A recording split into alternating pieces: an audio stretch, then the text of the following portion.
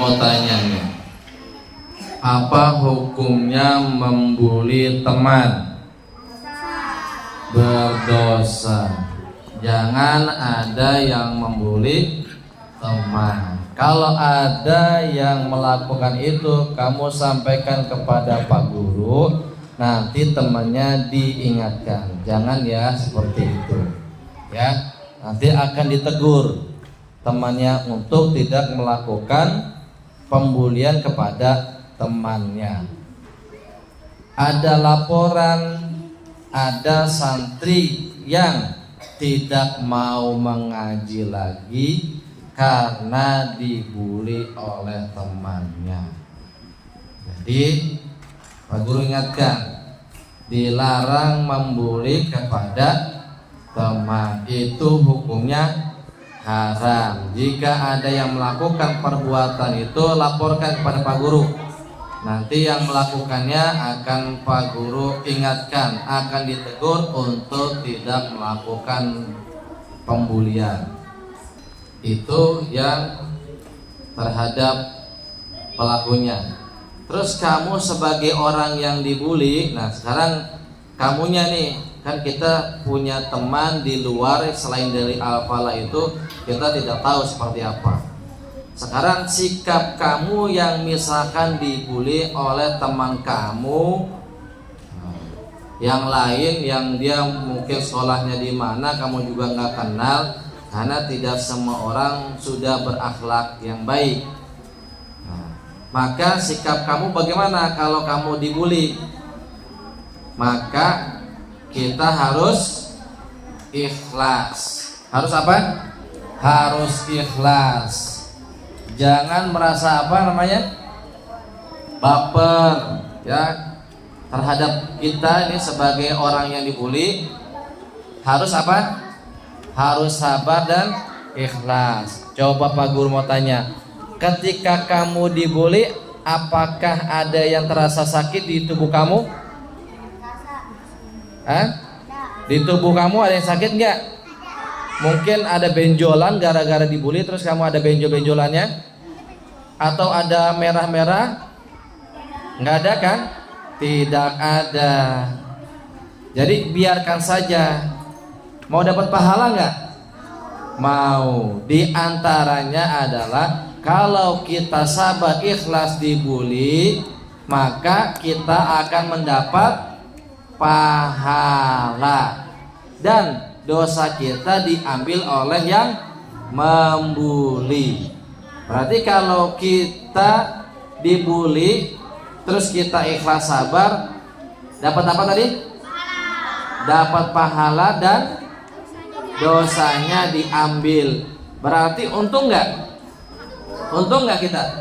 Untung. Jadi kalau kita dibuli, kita sabar, kita ikhlas, kita dapat keuntungan dua. Apa keuntungannya? Keuntungannya apa? Keuntungannya dapat pahala dan berkuranglah dosa kita diambil oleh yang membuli. Jadi santri Al-Falah tidak boleh menjadi pelaku pembulian. Tapi kalau kamu menjadi korban dibuli, apa sikap kita? Ikhlas dan sabar, karena justru kita dapat keuntungan. Apa keuntungannya? Kita dapat pahala. Misalkan contoh begini, contohnya kita dikatain. Apa contohnya dikatain? Kamu jelek gitu. Sudah ikhlaskan aja. Makasih ya kamu sudah memberikan aku pahala dan sudah mengurangi dosa aku. Nah, berarti untung nggak? Untung. Jadi bagaimana kita jangan menjadi pelaku, dan kalau kita yang dibuli kita harus ikhlas, sabar, karena ada apanya? Ada pahala dan diampuni, diambil dosa kita. Berarti kita dapat keuntungan ya. Jadi santri Al-Falah harus kuat mentalnya, karena kita akan mendapat banyak keuntungan. Nah, gitu ya. Karena kita tidak selalu berhadapan dengan orang-orang yang sudah punya akhlak bagus. Di sini kalau ada yang melakukan begitu diingatkan. Nanti di luar sana siapa yang mengingatkan? Jangan sampai menjadi anak-anak yang baperan. Jangan ya, harus kuat mentalnya. Dengarkan, anak solih-solihah. Kita punya nabi siapa? Nabi Muhammad. Itu adalah suri tauladan kita.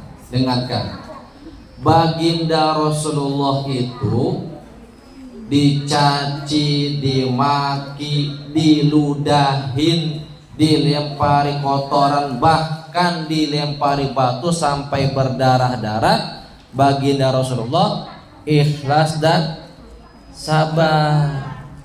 Sampai malaikat Jibril saking keselnya itu menawarkan kepada baginda Rasulullah, wahai Muhammad, itu umat kamu kok ngeselin banget, kamu sampai dilemparin batu, kotoran begitu.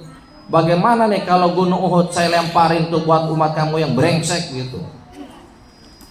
Apa jawaban Rasulullah? Jangan, mereka belum tahu. Biarkan, barangkali nanti anaknya atau cucunya atau keturunannya menjadi orang yang beriman kepada Allah.